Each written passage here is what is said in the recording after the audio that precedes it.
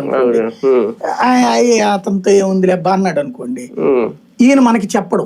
మనమేమనుకుంటాం, జగన్కి ఈయన దూరం చేస్తున్నాడు. ఇప్పుడు ఈ సజ్జల మీద కోపమైనా, ఇంతకుముందు విజయసాయి రెడ్డి మీద కోపమైనా, కోటర మీద కోపం అంతా అదే.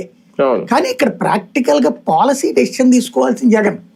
ఇప్పుడు ఇవాళ ఉన్నారు, ఎంతో మంది తెలుగుదేశం పార్టీ కార్యాలయం ఉంటే వచ్చేస్తున్నారు అన్నట్టు బిల్డప్ ఇస్తున్నారు.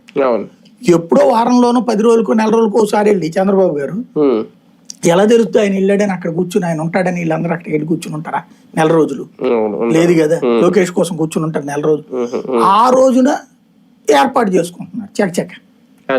మిగతా టైంలో అంతా మరి కార్యకర్తలకు ఏడగలుగుతున్నారు, అసలు ఎమ్మెల్యేలకే దొరకట్లేదు కదా.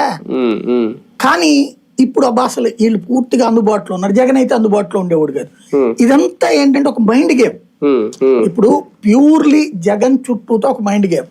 జగన్ మంచోడు కాదు, జగన్ కి సంబంధించి గొడ్డల పార్టీ, జగన్ కి సంబంధించినటువంటి వాళ్ళందరూ కోటరీ దుర్మార్గులు. అదే చంద్రబాబు గారు వచ్చేటప్పటికి దేవుడు, అందరికీ ఆశ్రయం ఇస్తాడు, అడిగిన వాళ్ళందరికీ సహాయం చేస్తాడు. అలాగే బాబు గారితో పాటు లోకేష్ గారు కూడా అదే అంశాన్ని పురిగిపుచ్చుకున్నారు. అభివృద్ధి చేతొచ్చు, వాళ్ళకి సంక్షేమం చేతొచ్చు. అదే సందర్భంలో తప్పులు చేసినటువంటి వైసీపీ వాళ్ళని శిక్షించేటటువంటి శక్తివంతులైనటువంటి వాళ్ళు. ఈ పాయింట్స్ అన్నిటిని చూపించి ఇటు తెలుగుదేశం వాళ్ళని సంతృప్తి పరచాలి.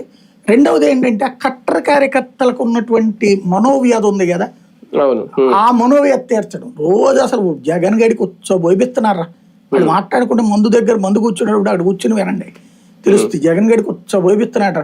ఒక్క పిఏ శ్రీనివాస్ని ఏడిపించాడు జగన్. ఇప్పుడు చూడు వాడి దగ్గర చుట్టూ